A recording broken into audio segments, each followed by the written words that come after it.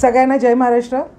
छत्रपती संभाजीनगरमध्ये आज महाविजय संवाद यात्रा याच्या अंतर्गत मुख्यमंत्री माझी लाडकी बहीण संवाद यात्रा ही महिला आघाडीकडून, शिवसेना महिला आघाडीकडून संपूर्ण महाराष्ट्रात राबवली जाते। जवळजवळ शिवसेनेच्या 19 महिला पदाधिकारी संपूर्ण महाराष्ट्रात वेगवेगळ्या विभागात गेले 4 दिवस फिरता आहेत आणि नवरात्र सुरू होण्याच्या अगोदर हा आमचा 5 दिवसाचा दौरा संपूर्ण महाराष्ट्रात असणार आहे। आज त्यासाठी संभाजीनगर माननीय आमदार आणि सिडकोचे अध्यक्ष शिरसाट साहेब यांच्या मतदारसंघात आज आम्ही इथे उपस्थित आहोत। आज इथे संपूर्ण अनेक ठिकाणी आम्ही कार्यक्रम घेतलेले आहेत। यामध्ये तांड्यावरच्या महिलांशी आम्ही चर्चा करणार आहोत, मुख्यमंत्री माझी लाडकी बहीण यांच्या लाभार्थ्यांशी आम्ही बोलणार आहोत आणि अनेक महिलांशी चर्चा करणार आहोत। खरं तर आजचा दिवस हा खास तुम्हाला बोलवण्याचं ह्याच्यामागचं एक महत्त्वाचं कारण आहे, कारण आज मुख्यमंत्री माझी लाडकी बहीण योजनेचा तिसरा टप्प्यातले जे लाभार्थी महिला आहेत, जवळजवळ 63,73,000 एवढ्या महिला आजच्या दिवसामध्ये त्यांना पैसे येणार आहेत। जवळजवळ 521 करोड एवढे पैसे शासनाकडून या तिसऱ्या टप्प्यातल्या महिलांना दिले जाणार आहेत।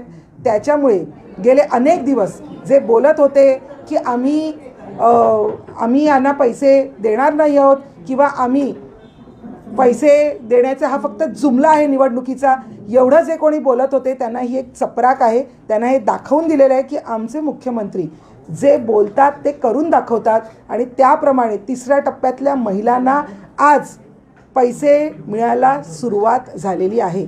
यासाठी आत्ताच संभाजीनगरमध्ये महिला सर्व जमा झालेल्या आहेत आणि एक छोटासा आनंद जल्लोष आम्ही इथे साजरा करणार आहोत, एकमेकींना पेढे भरवून, आणि संपूर्ण महाराष्ट्रात असंच आनंदाचं वातावरण आहे। यामध्ये जे सकाळचे महाज्ञानी महाप्रवक्ते आहेत हे बोलत आहेत की शिवसेनेचा जो दसरा मेळावा आहे तो अहमदाबादमध्ये झाला पाहिजे। माझं त्यांना असं सांगणं आहे, माननीय संजय राऊतजी ज्या पद्धतीने तुमच्या निवडणुकीच्या प्रचार यात्रेत पाकिस्तानचे झेंडे फडकवत होतात, ज्या पद्धतीने बॉम्बस्फोटमधले आरोपी तुमच्या प्रचार यात्रेत चालत होते, तर मला असं वाटतं तुमचा दसरा मेळावा हा इस्लामाबादला झाला पाहिजे। कारण ज्या शिवतीर्थावर, ज्या पवित्र शिवतीर्थावर तुम्ही दसरा मेळावा करण्याचा विचार करताय, खरं तर छत्रपती शिवाजी महाराजांची नाव घेण्याची तुमची लायकी नाही आहे। त्याच्यामुळे मला त्यांना विनंती आहे की तुमचा दसरा मेळावा हा तुम्ही इस्लामाबादलाच करावा, तेच तुमच्यासाठी योग्य राहील। काही प्रश्न विचारायचे असेल तर कर्मचाऱ्यांना पगार मिळतील की नाही माहीत नाही, मात्र हे बहिणींना पैसे वाटप करतात। एक लक्षात घ्या, आत्तापर्यंत कुणाला कधी काही दिलेलं नाही आहे। ही माझी लाडकी बहीण योजना आणल्यापासून यांच्या पोटात दुखतंय। पहिल्यांदा तर ही योजना चुकीची आहे, या योजनेसाठी कसे पैसे नाही आहेत, महिलांना पैसेच मिळणार नाही आहेत, मग ते अकाउंटमधून लगेच काढले जाणार आहेत, अशा अनेक अफवा त्यांनी पसरवल्या। त्यांच्या पोटात प्रचंड दुखू लागलं।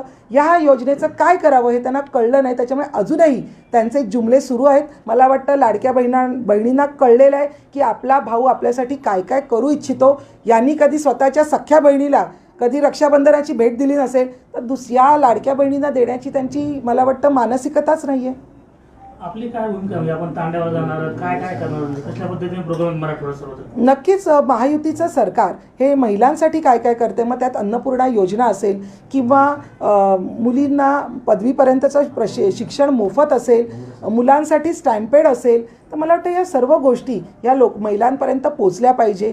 महायुतीचं सरकार महिलांना सन्मान आणि सुरक्षा देण्यासाठी काय काय करतं आहे याची माहिती त्यांना दिली जाणार आहे। कारण आत्तापर्यंत एवढं खोटं नरेटिव्ह पसरवलं गेलं आहे, तर यावेळेला असं कुठलंही खोटं नरेटिव्ह पसरवलं जाऊ नये याची दक्षता आम्ही घेतो आहोत। काल गडकरी साहेब असं म्हणाले की लाडकी बहीण योजनेमुळं इतर अनुदानाच्या पैशाची शाश्वती राहिली नाही सरकारमध्ये। तर मला वाटतं ही शाश्वती आज महिलांना आपण ज्या पद्धतीने पैसे वाटतो आहोत त्याच्यातून दिसली असेल। गडकरी साहेब हे वरिष्ठ भाजपचे आमच्या महायुतीचे एक महत्त्वाचे नेते आहेत, त्याच्यामुळे त्यांनी जे काही म्हटलेलं आहे त्यांना आम्ही सांगू इच्छितो की नक्कीच याची सगळी काळजी महायुतीच्या सरकारने, मग ते फडणवीसजी असतील किंवा पवारसाहेब अजित पवारजी असतील, आम्ही सर्वांनी घेतलेले आहे आणि महिलांना आम्ही जे सांगितलेले आहेत तेवढे पैसे हे नक्कीच त्यांना मिळतील याची खात्री आम्ही केलेली आहे। काल अंबादास दानवेने एक ट्विट केलं याच योजनेवरून की मध्य प्रदेशामधल्या तिथल्या अर्थ विभागानं सांगितल्यामुळं तीच अवस्था इथेही होणार आहे असं त्यांचं म्हणणं आहे. अंबादास दानवे म्हणजे मुंगेरी लाल के हसीन स्वप्ने आहेत. त्यांना उघड्या डोळ्यांनी अनेक स्वप्न पडत असतात, त्याच्यामुळे त्यांना फार लक्ष देऊ नये त्यांच्याकडे, कारण त्यांना या कधी कुणाला मदत करण्याची तर गरज त्यांनी दाखवलेलीच नाही आहे किंवा उबाठाला कधीच त्याची आवश्यकता वाटलेली नाही आहे. त्याच्यामुळे हे जे काही बोलत आहेत यांना उत्तर येत्या निवडणुकीत या लाडक्या बहिणीच देतील याची मला खात्री आहे. लाडक्या बहिणी योजनेचा फायदा लाडक्या बहिणी तर घेतच आहेत, मात्र संभाजीनगरमध्ये असा प्रकार पाहायला मिळाला की लाडक्या भावांनी सुद्धा फॉर्म भरलेत, महिलांच्या नावाने पैसे उचललेत, असे देखील प्रकार समोर येतात. एक लक्षात घ्या की आपण ह्याच्यासाठी सिस्टीम जी बनवलेली आहे ती अतिशय योग्य सिस्टीम बनवलेली आहे, कारण महिलांचं आधार कार्ड आपल्याला लागतं आहे, त्याचप्रमाणे महिलांचं स्वतःचं बँकेतलं अकाउंट लागतं आहे. कुठल्याही अकाउंटवर हे पैसे जात नाही, महिलांचं स्वतःचं अकाउंट असल्याशिवाय त्याच्यामुळे त्याची खातरजमा व्यवस्थित केली जाते. आणि यानंतर सुद्धा जर काही गोष्टी असतील अशा चुकीच्या घडत असेल तर त्याची नक्कीच आम्ही खात्री करून योग्य जे काही त्यांना शासन आहे ते योग्य शासन आम्ही त्यांना नक्कीच करू. एक कुर्ला विधानसभेचा प्रश्न आहे. मराठा समाजाच्या अनेक लोकांवर ॲट्रॉसिटीचे खोटे गुन्हे टाकणार आहेत. प्रवीणा मोरजकर यांना ठाकरे गटाकडून संभाव्य विधानसभेची उमेदवारी जाहीर होती आहे. मराठ्यांना त्रास देणाऱ्या व्यक्तीला अशी उमेदवारी देण्याबद्दल तुमचं काय मत आहे? मला वाटतं हा त्यांचा प्रवीणा मोरजकर या उबाठाच्या पदाधिकारी आहेत, उबाठाच्या माजी नगरसेविका राहिलेल्या आहेत, त्याच्यामुळे त्यांच्या पक्षाने कुणाला तिकीट द्यावं हा त्यांचा प्रश्न आहे. आणि लोकांना माहिती आहे की ह्या व्यक्ती काय आहेत आणि ह्या व्यक्तीने काय केलं आहे, त्याच्यामुळे येत्या निवडणुकीत जर त्यांना तिकीट दिलं तर मतदारच त्यांना सांगतील की खरं काय आहे आणि खोटं काय आहे.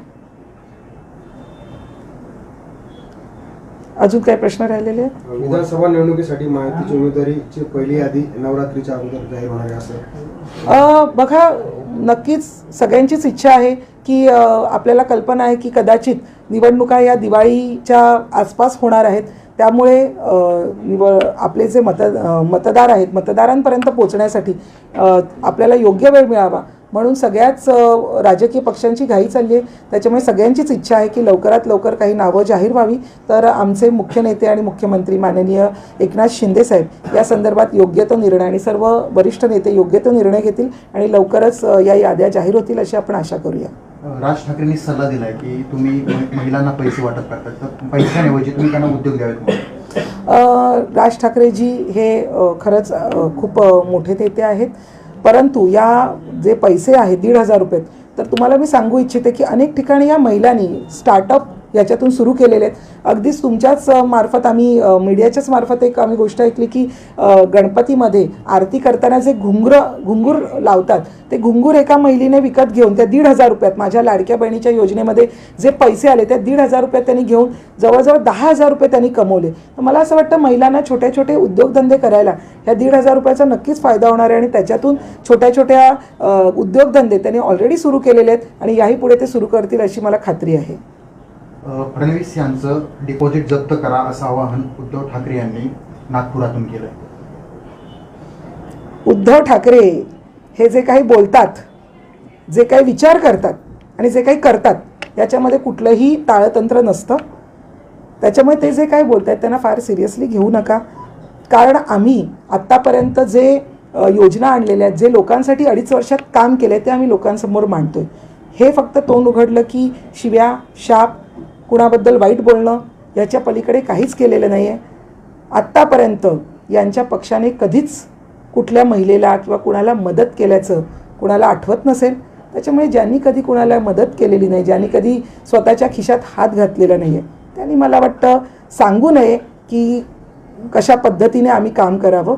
उद्धवजी, आपण महान आहात, फार महान आहात आणि तुमच्याबद्दल बोलणं खरं तर आम्ही आता टाळणार आहोत, कारण तुम्ही फक्त आणि फक्त पक्षांवर टीका करणं, माननीय शिंदेसाहेब, माननीय फडणवीसजी आणि अजित पवार यांच्याबद्दल वाईट बोलणं याच्या पलीकडे काहीच करत नाही आहात. सध्या जागा वाटपाबाबत चर्चा सुरू आहे, निर्णय होईल नाही होईल वगैरे. महिला शिवसेना महिला आघाडीच्या वतीनं किती जागांची मागणी तुम्ही पक्ष नेतृत्वाकडे करताय, मुख्यमंत्र्यांकडे करताय?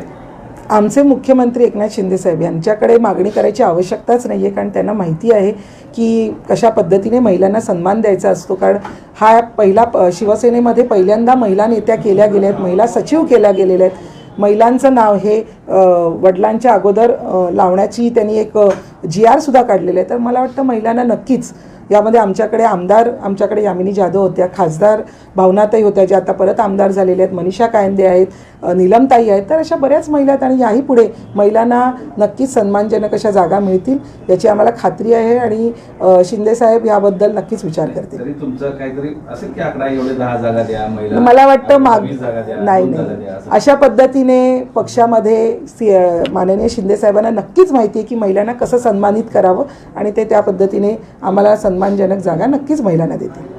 संजय राऊत त्या लाडके बहीण योजनेवर खूपच बोलतायत आणि त्यांनी आणखी एक म्हटलं संजय राऊत कशावर बोलत नाहीये, ते सगळ्यांवर खूप बोलत आहेत.